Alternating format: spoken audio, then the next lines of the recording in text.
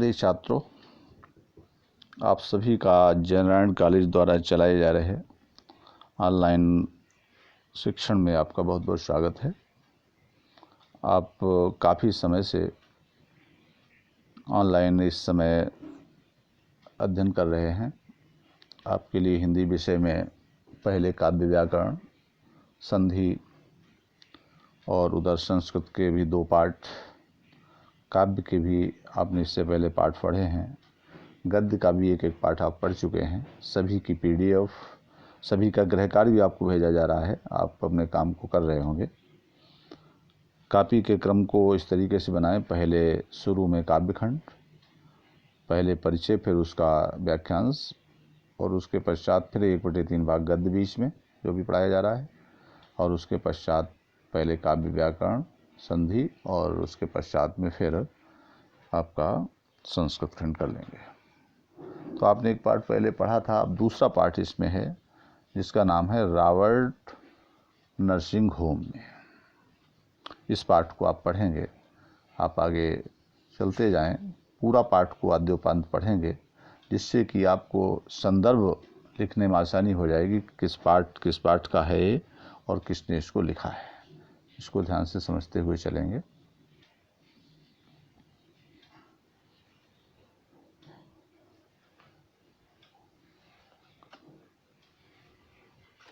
देखेंगे एक प्रस्तुत लेख में इंदौर के रॉबर्ट नर्सिंग होम की एक साधारण घटना को इतने मार्मिक ढंग से प्रस्तुत किया गया है कि वह घटना हमें सच्चे धर्म अर्थात मानव सेवा और समता का पाठ पढ़ाने वाली बन गई है। वहाँ इन्होंने सेवारत 3 ईसाई महिलाओं को देखा, मदर मार्गरेट, मदर टेरेसा और सिस्टर क्रिस्टहेल्ड। मदर मार्गरेट अत्यंत बूढ़ी थी, मदर टेरेसा अधेड़ उम्र की थी, वयस्क थी, और सिस्टर क्रिस्टहेल्ड ये अभी युवती थी। मदर टेरेसा ये फ्रांस की थी, सिस्टर क्रिस्टहेल्ड जर्मनी की थी। ये दोनों ही देश 2 विश्व युद्धों में परस्पर विरोधी रहे थे, पर मदर टेरेसा और क्रिस्टहेल्ड ये इस संकीर्ण राष्ट्रीयता से मुक्त थी कि वो राष्ट्र तक केवल सीमित नहीं थी। उनके लिए सबसे बड़ा जो धर्म था वो ईसाई धर्म था। उन्हें एक ईसाई धर्म से उदार मानवता, निस्वार्थ मानव सेवा का पाठ प्राप्त हुआ था। इस प्रकार लेखक ने अपने उदार मानवीय दृष्टिकोण को इसमें व्यक्त किया है। पूरा पाठ इसमें इस प्रकार से पढ़ते हुए चलेंगे। कल जिनका अतिथि था आज उनका परिचारक हो गया, क्योंकि मेरी अतिथियाँ अचानक रोग की चपेट में आ गईं और उन्हें इंदौर के रॉबर्ट होम में लाना पड़ा। आगे देखें, इसमें लंबा मुंह अच्छा नहीं लगता, बीमार के पास लंबा मुंह नहीं है। इसका भाव ऐसे समझें, अर्थात जो यहाँ पर लेखक कहना ये चाहता है कि लंबा मुंह अच्छा नहीं लगता, अर्थात कभी भी किसी रोगी के पास जाएं तो उदास चेहरा लेकर के मत जाएं। बीमार के पास जब भी जाएं तो उदास चेहरा, लंबा मुंह यानी उदास चेहरा लेकर के नहीं जाएं। उसके सामने जाएं तो प्रसन्न मुद्रा में हंसते हुए जाएं। आते ही उन्होंने कहा, भाषा सुथरी, उच्चारण साफ और स्वर आदेश का, अर्थात वो स्पष्ट बोलती थी। मदर टेरेसा के संबंध में बताया है कि वो स्पष्ट बोलती थी, भाषा उनकी साफ सुथरी होती थी, उच्चारण स्पष्ट रहता था, स्वर में कड़कपन हुआ करता था, लेकिन आदेश किसी अधिनायक का नहीं, किसी स्वामी का नहीं, किसी अधिकारी का भी नहीं, पूर्णतः माँ का आदेश उसमें हुआ था। उसमें ममत्व झलकता था, जिसका आरंभ होता है शिकंजे से, अर्थात उनकी पकड़ तो कड़ी होती थी लेकिन अंत गोद में। लेकिन वो आदेश देती थी, लेकिन अपनी गोद में जैसे बच्चे को लेकर के किसी को दुलार करते हैं, उसकी चिंता करते हैं, ऐसे ही वो अपनी गोद में लेकर के किसी भी रोगी को अपने बच्चे की तरह, अपने बिल्कुल प्रियजन की तरह उसको पालने की कोशिश करती थी।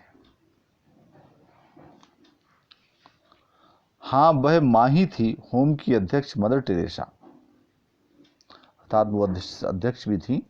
मातृभूमि उनकी फ्रांस, कर्मभूमि भारत थी। फ्रांस की रहने वाली थी, मातृभूमि उनकी फ्रांस थी और वो कर्मभूमि के रूप में भारत में काम करती थी। उभरती तरुणाई से उम्र के इस ढलाव तक रोगियों की सेवा में लवलीन, अर्थात अपने युवापन से ही, युवती समय से ही उम्र के इस वृद्धावस्था तक रोगियों की सेवा में लवलीन, एक तल्लीन शब्द माने लगा हुआ, लवलीन यानी प्रेम पूर्वक वो लगी रहती थी। यही काम, यही धाम, उनका केवल मात्र यही काम था, यही उनका घर द्वार था, यही उनका प्रेम था, यही एक उनकी एक रुचि थी, बस यही उनके जीवन का एक लक्ष्य था। उन्होंने रोगी के दोनों म्लान कपोल, मुरझाए हुए जो उसके जो गाल थे, अपने चांदनी चर्चित हाथों से थपथपाए, अपने हाथों से उनको थपथपाया। सूखे अधरों पर चांदी की एक रेखा खिंचाई, अर्थात जो उसके ओठों पर शुष्की थी तो वह उनके ओठों पर मुस्कान आ गई और वातावरण का भार कुछ हल्का हो गया, अर्थात जो यहाँ उदासी और खिन्नता भरी हुई थी वातावरण में, वहाँ पर कुछ प्रसन्नता के स्वर मुखर हो गए। तभी एक खटाक और हमारा डॉक्टर कमरे के भीतर। मदर ने उसे देखते ही कहा, डॉक्टर तुम्हारा बीमार हंस रहा है। अर्थात जो माँ टेरेसा जो थी, जिस बीमार व्यक्ति के पास पहुँचती थी तो वह उदास उस बीमार को हंसाने का काम उसके जीवन में एक प्रसन्नता का संचार करती थी। हाँ मदर, तुम हंसी बिखेरती हो, डॉक्टर ने ये कहा, मदर तुम हंसी बिखेरती हो, अर्थात तुम मुरझाए हुए फूलों को खिला देती हो। डॉक्टर ने अपने न जाने कितने अनुभव यूं एक ही वाक्य में गूंथ दिए, अर्थात डॉक्टर ने लंबे समय से मदर को देखा था कि वह कैसे जो है रोगियों में प्रसन्नता का संचार कर देती हैं। मैंने भावना से अभिभूत होकर के सोचा कि जो बिना प्रसव किए ही माँ बन सकती है, अर्थात मदर टेरेसा जो थी वो विवाहित नहीं थी, माँ वो नहीं बनी थी, उन्होंने किसी बच्चे को जन्म नहीं दिया, लेकिन वह 30 रुपये मासिक के योगक्षेम पर 20 वर्ष के दिन और रात सेवा में लगा सकती। उन्हें केवल 30 रुपये मासिक वेतन मिलता था, उसी के ऊपर अपना सारा योगक्षेम, अपनी सारी आवश्यकता की चीज़ें वो पूर्ति करती थी और पीड़ितों के तड़पते जीवन में हंसी बिखेर सकती हैं, अर्थात लोगों के बीमार लोगों के तड़पते हुए जीवन को, उनके दुखी जीवन में प्रसन्नता का संचार करती थी, उनमें आशा की ज्योति उत्पन्न करती थी। पढ़ते हुए आगे चलें। तीसरे पहर का समय, थर्मामीटर हाथ में लिए वो आई। मदर टेरेसा, उनके साथ एक नव युवती, उसी विशिष्ट धवल वेश में यानी सफ़ेद वेश में, गौर और आकर्षक रंग की, और उसके स्वरूप चित्रण में दोनों ही शब्द असफल हो रहे थे, अर्थात उनका रूप उससे भी अच्छा था और वो ऐसी लग रही थी कि शायद चांदनी को दूध में घोलकर ब्रह्मा ने उनका निर्माण किया हो, इतना वो सफ़ेद थी, बिल्कुल गौरवर्ण की थी।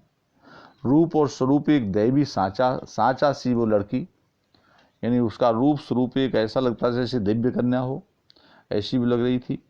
उस नाम उसका क्रिस्टहेल्ड उसका नाम था, उनके साथ में जो काम करती थी, और उसकी जन्मभूमि जर्मनी थी। फ्रांस की पुत्री मदर टेरेसा और जर्मनी की पुत्री क्रिस्टहेल्ड एक साथ, एक रूप, एक ध्येय, एक रस में काम करती थी। दोनों अलग अलग देशों की थी, दोनों अलग अलग काम करती थी। तुम्हारा देश महान है, जो युद्ध के देवता हिटलर को किसी ने उसे टटोलने का प्रयास किया कि तुम्हारा तो देश महान है, युद्ध के देवता हिटलर को भी जन्म दे सकता है और तुम्हारे जैसी सेवाशील बालिका को भी। मैंने उससे कहा तो दर्प से दीप्त हो वह स्टैचू हो गई, एक प्रकार से बिल्कुल ही सावधान हो गई और अपना दाहिना पैर पृथ्वी पर बेग से ठोक कर बोली यस यस, यानी उसे अपने देश की प्रशंसा सुनकर के बड़ा गर्व हुआ। वह दूसरे कमरे में चली गई तो मदर टेरेसा को टटोला। मदर टेरेसा को भी लेखक कह रहा है कि मैंने मदर टेरेसा के भी मन को टटोलने की कोशिश की। आप इस जर्मन लड़की के साथ प्यार से रहती हैं? बोली हाँ, भाई ईश्वर के लिए काम करती है और मैं भी, फिर प्यार क्यों न हो। मैंने नस्तर चुभाया पर फ्रांस को हिटलर ने पददलित किया, यानी फिर उसने उनको देने की कोशिश की कि फ्रांस को हिटलर ने तो पदाक्रांत कर दिया था, वो आप कैसे भूल सकती। बहुत तेज प्रश्न था, बहुत ही चुभने वाला वो कांटा था। चुभन गहरी थी पर मदर का कलेजा उससे अछूता रहा। बोली हिटलर बुरा था, उसने लड़ाई छेड़ी, पर इससे इस लड़की का भी घर ढह गया। अर्थात इस लड़की का भी नुकसान हुआ और मेरा भी, लेकिन यहाँ पर हम दोनों ईश्वर के लिए काम कर रहे हैं, सेवा का काम कर रहे हैं, इसलिए हम दोनों एक हैं। इस तरीके से पूरा पाठ पढ़ते हुए आगे चलें। रोड़ी के गहरे काले बाल देखकर उसने कहा, तुम्हारे काले बाल मेरे पिता कैसे हैं? लगा कि वो स्मृतियों में खो गई। जैसे उस जो बीमार लड़की थी उसके लिए जब उसने ऐसी बातें कहीं तो वह अपने पिता की स्मृति में खो गई। मुझे लगा कि मैं ही क्रिस्ट हेल्ड हूँ, अर्थात उस बीमार लड़की को भी ऐसा लगा मैं क्रिस्ट हेल्ड हूँ। अपने माता पिता से हजारों मील दूर एक अजनबी देश में अकेली खोई छली सी मेरी आंखें भर आईं। अर्थात जो है वो उसकी नेत्रों में आंसू से आ गए। पूरा पाठ इस तरीके से पढ़ते हुए चलें और समझते हुए चलें। छोटे छोटे प्रश्न भी बन जाते हैं, जैसे कि सर क्रिस्ट हेल्ड कहाँ की रहने वाली थी? तो आपने कहा जर्मनी की थी। मदर टेरेसा कहाँ की थी? फ्रांस की थी। ऐसे छोटे छोटे प्रश्न हर एक उसमें पैराग्राफ में बनते हुए चलते हैं। और आगे बढ़ें।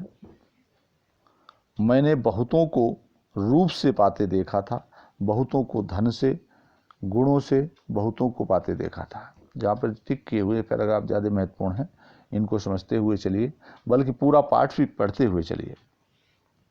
मैंने बहुतों को रूप से पाते हुए देखा था। इसमें मदर टेरेसा के त्यागमय जीवन का चित्रण है कि बहुत से लोगों ने संसार में रूप के कारण प्रसिद्धि पाई है, बहुतों ने धन से प्रसिद्धि पाई, बहुतों ने गुणों से प्रसिद्धि पाई, पर मानवता के इस आंगन में समर्पण और प्राप्ति का ये अद्भुत सौम्य आज अपनी आंखों से देखा है।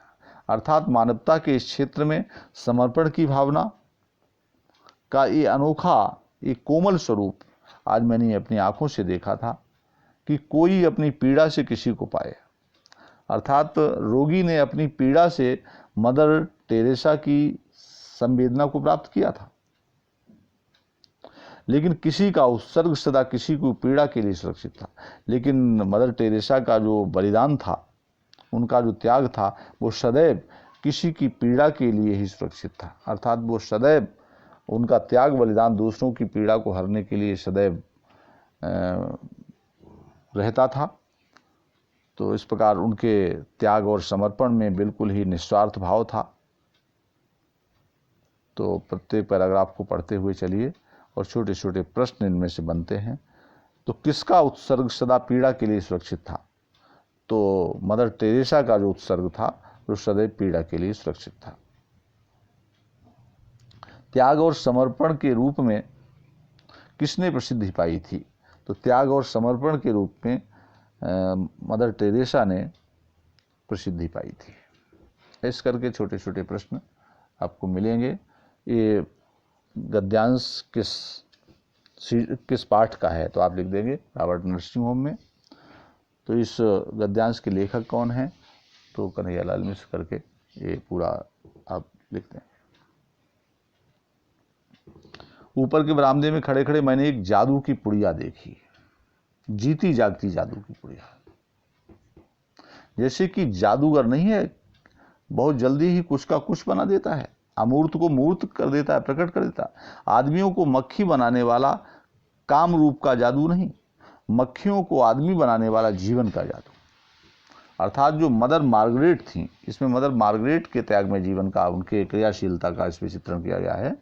आदमियों को मक्खी बनाने वाला काम रूप का जादू। अर्थात असम क्षेत्र में कुछ ऐसे जादूगर पाए जाते हैं जो आदमी को मक्खी बना देते हैं, मक्खी के समान बना देते हैं, यानी रूप परिवर्तन करा देते हैं। ऐसे असम क्षेत्र में जो काम रूप एक जगह है, वहाँ ऐसे जादूगर पाए जाते हैं। तो आदमियों को मक्खी बना देने वाला काम रूप का जादू नहीं, मक्खियों को आदमी बनाने वाला जीवन का जादू। अर्थात मक्खी के समान जो बिल्कुल ही रोगग्रस्त और जिस पर मक्खियों का छत्ता भिनभिना रहा था, ऐसे व्यक्ति को, ऐसे मक्खियों के छत्ते के रूप में जो व्यक्ति है, रोगी है, उसको व्यक्ति बनाने का जादू मैंने आज देखा। रोम की सबसे बुढ़िया मदर मार्गरेट, सबसे बूढ़ी जो मदर मार्गरेट हैं, कद इतना नाटा है कि उन्हें गुड़िया कह सकते हैं, गुड़िया जैसी छोटी होती है, पर उनकी चाल में गजब की चुस्ती थी, कदम में उनके तेजी थी, व्यवहार में बहुत मस्ताना व्यवहार था, बहुत ही खुला हुआ। हंसी उनकी ऐसी थी जैसे कि मोतियों का कोई बोरी खुल पड़ी हो, जैसे मोतियों का कोई भंडार खुल पड़ा हो। और काम यूं की मशीन मात माने, काम इतनी तेजी से करती थी जैसे मशीन चलती है। भारत में 40 वर्षों से सेवा में रसलीन, 40 वर्ष से वो भारत में रोगियों की सेवा करती थी और सेवा रूपी रस में वो लीन रहती थी, रसलीन, सेवा रूपी रस में लीन, और कुछ उन्हें जीवन में अब जानना भी था। और इतना लीन रहती थी जैसे कि उनके जीवन का और कोई ध्येय नहीं हो और कोई आवश्यकता ही उनको नहीं थी। तो बताया है कि मक्खियों को आदमी बनाने वाला, अर्थात जिस रोगी के ऊपर इतनी मक्खियां बैठी हुई थी, मक्खियों का छत्ता था जिसको कोई छूना भी नहीं चाहता था, लेकिन मदर मार्गरेट ने उस भिनभिनाते हुए इस रोगी के गंदगी का और उसकी कोई चिंता न करते हुए उसको बिल्कुल ही ठीक कर दिया, उसको एक सुंदर व्यक्ति बना दिया, उसको बिल्कुल स्वस्थ करा दिया। तो इस प्रकार ये मक्खी से आदमी बनाने का जादू इनके पास था। आदमी को मक्खी बनाने वाला जादू कहीं कामरूप असम क्षेत्र के जादूगरों द्वारा सुना होगा, लेकिन लेखक कहता है कि आज मैंने प्रत्यक्ष मक्खियों को आदमी बनाने वाला जादू, अर्थात मक्खियों से घिरे हुए रोगी को वो कैसे सुंदर व्यक्ति के रूप में बदल देती हैं, ऐसा एक उदाहरण इसमें दिखाया गया है। ऑपरेशन के लिए एक रोगी आया, इस आराम में पला जीवन कहने को बेचारे की आदत जो है वो जब मतलब बिल्कुल ही बहुत घबरा रहा था। उसे पता भी नहीं था कि कितना अधिक कष्ट होगा, लेकिन उसने कहा कि मदर मर जाऊंगा। उसने बेहोल होकर कहा, वातावरण की चीत्कार की विकलता से भर गया, लेकिन बूढ़ी मदर की हंसी के एक दीपक ने झपकी तक नहीं खाई, यानी वो बिल्कुल झेपी नहीं, बोली कुछ नहीं कुछ नहीं, आज है एवरीथिंग, आज कुछ है, सब कुछ है, कल समथिंग, कल कुछ कुछ रह जाएगा रोग, और थोड़े समय के बाद कुछ नहीं, रोग बिल्कुल नहीं रहेगा। और इतने ज़ोर से वो खिलखिला करके हंसी कि आसपास कोई होता तो झेंप जाता, और वो धीरे धीरे वो जो रोगी था उसका पूरा दर्द दूर हो गया, उसका ऑपरेशन भी हो गया, और वो हंसाते हंसाते उनका ऑपरेशन उसने कर दिया। ये अनुभव कितना चमत्कारी है कि यहाँ जो जितनी अधिक बूढ़ी हैं वो उतनी ही अधिक उत्फुल्लमयी, मुस्कानमयी है। अर्थात लेखक कह रहा है कि ये बड़ा चमत्कारी अनुभव है कि वो बहुत अधिक वृद्ध भी हैं, लेकिन बड़ी ही प्रफुल्लित, बहुत ही मुस्कुराती हुई। ये किस दीपक की ज्योत है, अर्थात ये कौन से दीपक का प्रकाश है, जागरूक जीवन की। अर्थात तो उनका जीवन बहुत ही जो है वो जागरूक जीवन था, उनके जीवन का कोई लक्ष्य था, उनका जीवन सेवारत जीवन था, तो उसकी ज्योति उनके जीवन में झलक रही थी। अपने विश्वासों के साथ एकाग्र जीवन उनका था, विश्वास से भरा हुआ जीवन था। भाषा के भेद अनेक रहे होंगे, पर वह ज्योति विश्व की सर्वोत्तम ज्योति है। अर्थात भेदभाव से हटकर जब मनुष्य मानवता, त्याग और समर्पण का जीवन जीता है तो वो ज्योति की, वो विश्व की सबसे उत्तम प्रकाश माना जाता है। इस प्रकार पूरे पाठ त्याग और समर्पण की भावना से भरा हुआ है। आप पढ़ते हुए चलें। पूरे पाठ में आपने ये जो पैराग्राफ पढ़े हैं इनको पूरा आप देखते हुए चलिए।